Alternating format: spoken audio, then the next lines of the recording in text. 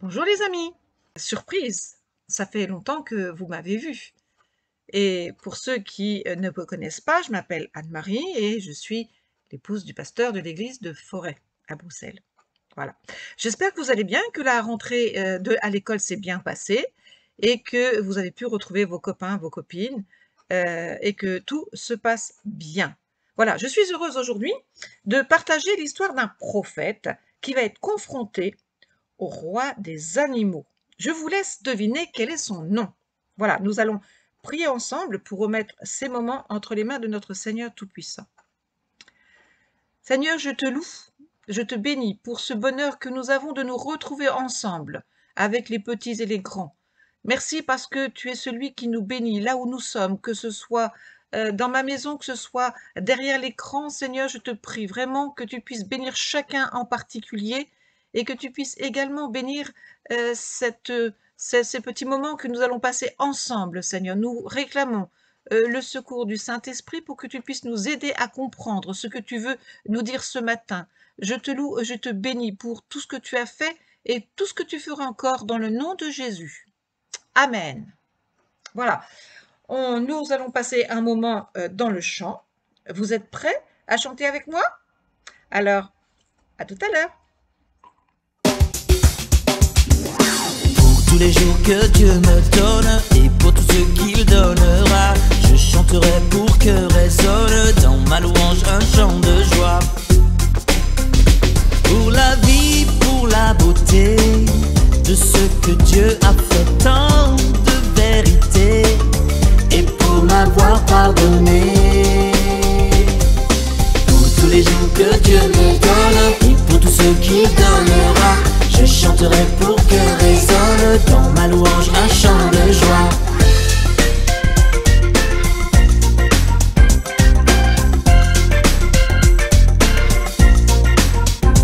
Qui pourrait imaginer un tel amour? Je sais que je ne pourrais jamais l'égaler. Pour tous les jours que Dieu me donne et pour tout ce qu'il donnera, je chanterai pour que résonne dans ma louange un chant de joie. Venez les enfants, venez, louer, chanter, un chant de joie. Je chanterai, alléluia. Venez, louer le Seigneur, jamais l'égaler, un chant de joie. I'm gonna praise you, Lord, I'll praise you. I'm gonna praise you all my days. I'm gonna praise you, Lord, I'll praise you. I'm gonna praise you all my days. Pour tous les jours que Dieu me donne et pour tout ce qu'il donnera, je chanterai pour que résonne dans ma louange un chant de joie. Louez le Seigneur.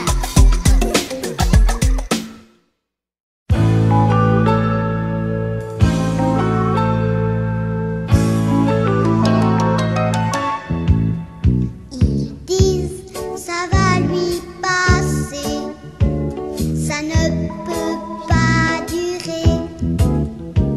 Ce n'est qu'un feu de paille qui va bien s'arrêter. Attendons encore un peu, vers nous il reviendra. Mais Jésus, toi tu le sais, je veux rester vers toi. Toi et moi, Jésus, qu'est-ce qu'on s'entend bien? Je ne suis pas parfait, j'ai souvent peur pour rien. Ensemble on a déjà fait un bout de chemin. Et même quand je suis fatigué, tu me conduis plus loin.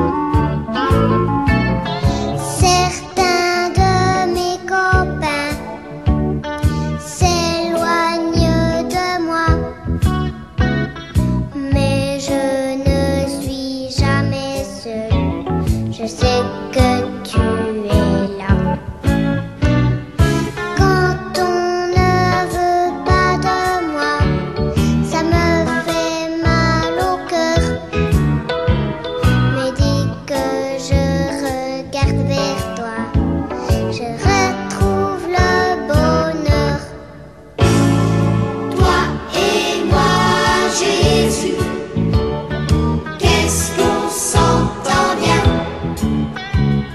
Je ne suis pas parfait, j'ai souvent peur pour rien. Ensemble on a déjà fait un bout de chemin. Et même quand je suis fatiguée, tu me conduis plus loin. Toi et moi, Jésus, qu'est-ce qu'on s'entend bien. Je ne suis pas parfait, j'ai souvent peur pour rien. Ensemble on a déjà fait un bout de chemin. Et même quand je suis fatiguée, tu me conduis plus loin. Et même quand je suis fatiguée, tu me conduis plus loin.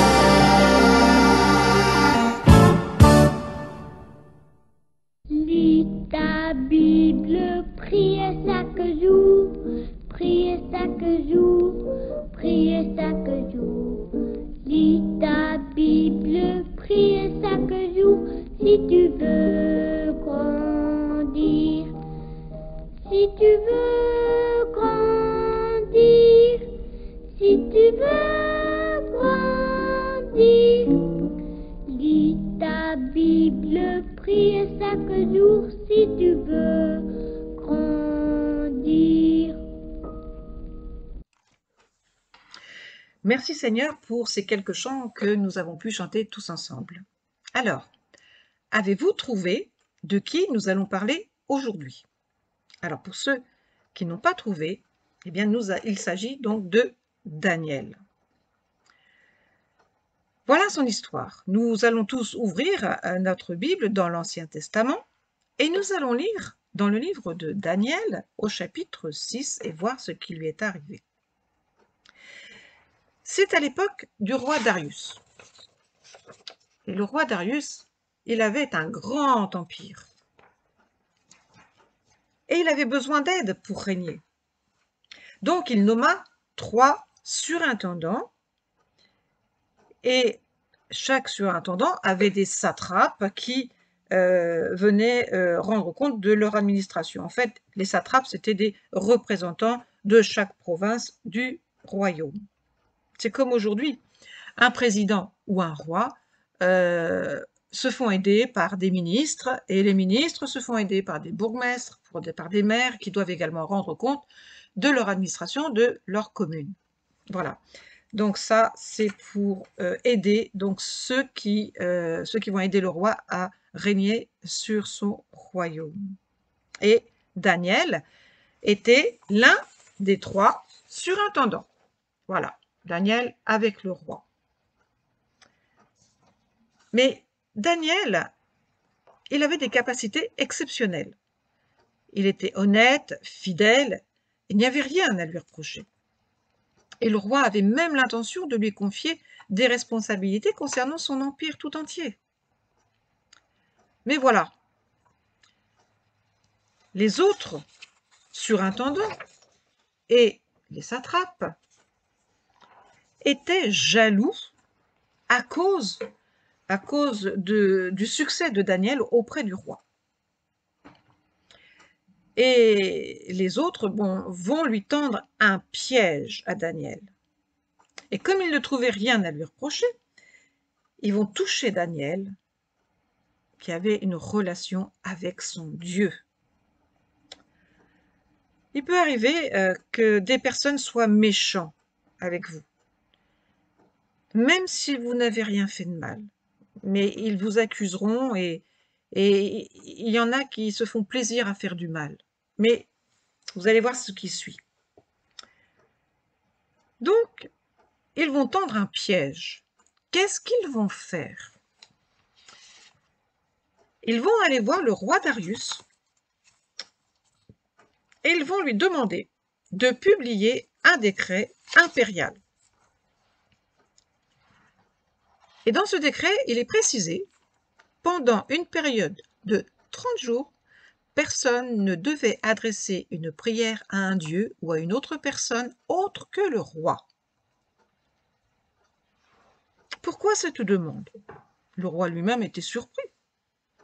Mais devant l'insistance de toutes ces personnes-là, le roi signe le document. Mais voilà, les surintendants, ils savaient que Daniel se mettait en prière. Et à la suite de ce décret, il est précisé au verset 11 du chapitre 6, lorsque Daniel apprit qu'un tel décret avait été signé, il regagna sa maison. À l'étage supérieur, il ouvrit les fenêtres orientées vers Jérusalem. C'est là que 3 fois par jour, il se mettait à genoux pour prier et louer son Dieu, et il le fit comme d'habitude. Donc il savait que Daniel se mettait à genoux 3 fois par jour. Alors quelle a été la réaction de Daniel? Nous savons que nous, les chrétiens, nous devons obéir aux lois. Mais si une loi va à l'encontre de la volonté de Dieu, nous devons obéir à Dieu plutôt qu'à la loi. Que va faire Daniel? Nous l'avons lu. Il continua à prier 3 fois par jour son Dieu. Il n'a même pas peur, car rien n'est impossible à Dieu, même dans les situations les plus difficiles. Et même la Bible dit, dans Philippiens chapitre 4, verset 6, « Ne vous inquiétez de rien, mais en toute chose faites connaître vos besoins à Dieu par des prières et des supplications, avec des actions de grâce. » Mais, comme ses ennemis l'ont trouvé en train de prier et d'implorer son Dieu, qu'est-ce qu'ils vont faire, à votre avis? Eh bien, ils vont aller moucharder. Et ils ont couru chez le roi pour dénoncer Daniel. Ils ont dit au roi, « Le décret n'a pas été respecté par Daniel. Il continue à prier son Dieu. » Alors le roi fut profondément chagriné. Il chercha même un moyen de le sauver. Mais il ne pouvait pas faire autrement, puisqu'il avait signé le décret. Alors, qu'est-ce qui s'est passé? Daniel fut arrêté. Daniel est arrêté et Daniel fut jeté dans la fosse aux lions. Mais le roi lui dit, « Seul ton Dieu, que tu sers avec persévérance, pourra te sauver. » C'était une belle parole de la part du roi. Et en plus, pour être sûr que personne ne vienne au secours de Daniel, ils ont même mis une pierre sur l'ouverture de la fosse. Au verset 19, le roi regagna son palais pour la nuit. Il était triste. Il refusa toute nourriture, tout divertissement, et il n'arrivait pas à dormir. Que s'était-il passé durant cette nuit? Une nuit qui a dû paraître certainement très longue, à votre avis. La nuit passa, et dès l'aube, le roi se dépêcha d'aller à la fosse aux lions. Mais il avait une voix affligée, profondément attristée. Puis il posa une question, au verset 21. On va le lire ensemble. Au verset 21. Tandis que le roi approchait, il appelait Daniel d'une voix affligée, triste. « Daniel, serviteur du Dieu vivant, est-ce que ton Dieu, que tu sers avec tant de persévérance, a pu t'arracher aux griffes des lions? » Et là, ô surprise! Daniel lui répondit, « Longue vie au roi, Oui, mon Dieu a envoyé son ange fermer la gueule des lions et ils ne m'ont fait aucun mal. En effet, je n'étais pas coupable envers Dieu et je n'avais commis aucune faute à l'égard du roi. Le roi était rempli de joie et le roi donna l'ordre de remonter Daniel de la fosse. Le roi était vraiment heureux de ce qu'il a pu faire sortir Daniel et il est bien précisé que Daniel n'avait aucune blessure quand il est sorti de la fosse aux lions. Quelle joie pour le roi, quelle joie de se rendre compte que Daniel avait prié son Dieu et que Dieu l'avait gardé de la gueule des lions. Alors, quelle a été la conséquence de cette histoire? Qu'a fait le roi, qui était heureux de voir Daniel? Le roi ordonna ensuite d'arrêter les hommes qui avaient dénoncé Daniel. Et on les jeta dans la fosse aux lions, avec leurs femmes et leurs enfants, et les lions les attaquèrent et les broyèrent. Ah, mon Dieu, que c'est triste, quel gâchis de voir tous ces hommes qui se dépêchaient de faire du mal à Daniel qui n'avait rien fait. Donc, à leur tour maintenant, quand on fait le mal, de toute façon, il arrive toujours un moment où Dieu agit. Dieu est celui qui ne peut pas laisser des injustices. Et malheureusement, le roi a pris cette décision-là de les faire jeter dans la fosse aux lions. Et après, que s'est-il passé? Il s'est passé que, par la suite, Daniel occupa un poste important sous le règne de Darius, puis sous le règne de Cyrus, roi de Perse. Voilà, donc, après que Daniel fut jeté dans la fosse aux lions, vous voyez, il était même attaché, il en est sorti vainqueur. Et nous pouvons dire merci au Seigneur. Et vous, à qui voulez-vous ressembler? Vous voulez ressembler à Daniel ou vous voulez ressembler aux méchants? Est-ce que, quand on voit un petit peu les conséquences de ces actions, est-ce que vous préférez d'un côté, comme Daniel, vous mettre en prière devant le Seigneur, qui est celui qui le garde, qui le protège, ce Daniel qui est honnête, ce Daniel qui est fidèle, ce Daniel à qui on n'a rien à reprocher, mais d'un autre côté, ces méchants qui ont voulu tendre un piège à cause de la jalousie. Mais ce piège n'a pas réussi. Et les conséquences ont été désastreuses parce que le roi a pris la décision de les faire jeter dans la fosse aux lions. Mais pas eux seulement, mais avec toute leur famille, femmes et enfants. Est-ce que vous vous rendez compte un petit peu des conséquences? Ça peut aller bien loin, la jalousie. Il faut faire attention. Et dans la Bible, c'est marqué aussi dans Romains chapitre 12, verset 9, « L'amour doit être sincère. Détestez le mal et attachez-vous au bien. » C'est ce que je vous conseille, les enfants. Détestez le mal et attachez-vous au bien.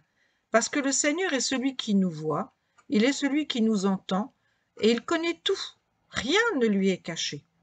Alors, comme Daniel, essayez de vous attacher au bien. Et voilà, moi je voudrais laisser sur votre cœur le verset de la semaine. Voilà. Mais quand tu pries, entre dans ta chambre, ferme ta porte, et prie ton Père qui est là, dans le lieu secret, et ton Père qui voit dans le secret te le rendra. C'est dans Matthieu chapitre 6, verset 6. Regardez, faites comme Daniel. Mettez du temps dans la prière. Quand vous avez des gros chagrins, quand vous avez des personnes qui vous embêtent, des personnes qui sont méchantes avec vous, eh bien, rentrez dans votre chambre et priez le Seigneur et il est celui qui vous délivrera. Voilà, nous pouvons terminer par la prière et je ne peux que vous encourager à ressembler à Daniel. Merci Seigneur, parce que tu es vraiment merveilleux et nous voulons te dire merci pour cette histoire de Daniel. Merci, parce qu'il a mis du temps devant toi, il a prié et il a vraiment mis du temps et tu es celui qui a entendu ses prières, tu l'as gardé de la fosse aux lions. Tu as fermé la bouche des lions, Seigneur, et combien nous voulons te dire merci pour ce miracle merveilleux. Merci parce que tu es fidèle et bon, Seigneur. Tu es celui qui ne déçoit pas celui qui crie à toi. Je te prie pour chaque enfant, Seigneur, afin que tu puisses les garder, les protéger, que tu puisses vraiment leur faire du bien. Aide-les, Seigneur, non seulement à l'école, mais aussi à la maison, et qu'ils puissent être comme Daniel, qu'ils puissent vraiment mettre du temps à part pour toi, qu'ils apprennent à te connaître, qu'ils apprennent à t'aimer, toi qui les aimes d'un amour merveilleux. Merci. Merci parce que tu as prouvé ton amour pour nous, en nous donnant Jésus, ton Fils bien-aimé, sur la croix du Calvaire. Merci. Merci pour cet amour si grand et si parfait. Nul enfant n'est trop petit pour t'appartenir. Et je crois, Seigneur, que ce matin, tu es celui qui va nous faire du bien et nous voulons te dire merci pour tout ce que tu as fait et pour tout ce que tu feras encore. Dans le nom de Jésus, notre bien-aimé Sauveur. Amen. Amen. Voilà. Donc, je voudrais aussi mettre l'occasion, voilà, j'ai un jeu aussi à vous proposer. C'est un jeu avec plein de petits points donc à mettre les uns derrière les autres. Donc, si vous souhaitez, je peux vous envoyer ce jeu que vous pouvez faire donc chez vous, qui est en relation avec la leçon que nous avons faite aujourd'hui. Donc, si vous désirez recevoir ce jeu, vous pouvez me contacter sur mon GSM au 0465 43 10 20 et je me ferai le plaisir de vous l'envoyer. Voilà, donc ces moments se terminent. Je vous souhaite de passer une bonne journée, mais aussi donc une bonne semaine à l'école. Bon courage à chacun et je vous dis donc à bientôt. Au revoir.